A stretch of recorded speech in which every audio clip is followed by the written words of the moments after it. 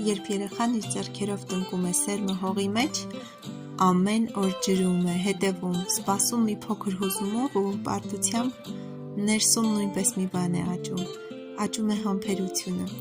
աճում է պատասխանատվությունը, աճում է վստահությունը, թե բնության, թե ինքն իր հանդեպ։ Երբ առաջին կանաչ ծիլը դուրս է գալիս հողից, երեխան զգում է մի հրաշք։ Նա սովորում է, որ մեծ բաները սկսվում են փոքրիկ քայլերից։ Երբ նա կտեսնի դդումը մեծացած, գունավոր, տաք արևի տակ փայլող, նա կհասկանա, որ ամեն ջանք պտուղ է տալիս, երբ այն արվում է սիրով։ Սա պարզապես մի դդում չէ, սա կյանքի դաս է,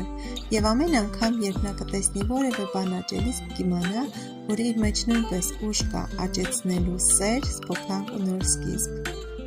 Բացի հոգեբանական ու զգայական արժեքից, դդումի սերմը տնկելը հրաշալի հնարավորություն է երեխայի բնագիտական գիտելիքները զարգացնելու համար։ Երեխան սովորում է, ինչ է սերմը, ինչպես է նա աճում, ինչու է պետք արև, ջուր ու հող, ինչ դեր ունեն միջատները կամ նույնիսկ անձրևը,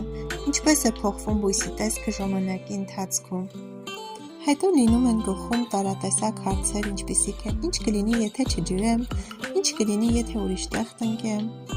Սրանք արդեն փորձարարական մտածողության առաջին քայլերն են։ Այսպիսի խաղային բնական փորձառությունները առանց գրքերին կամ էկրաններին կանգնված լինելու զարգացնում են գիտական հետաքրքրություն, շրջակա միջավայրի ընկալում, պատճառահետևանքային մտածողություն,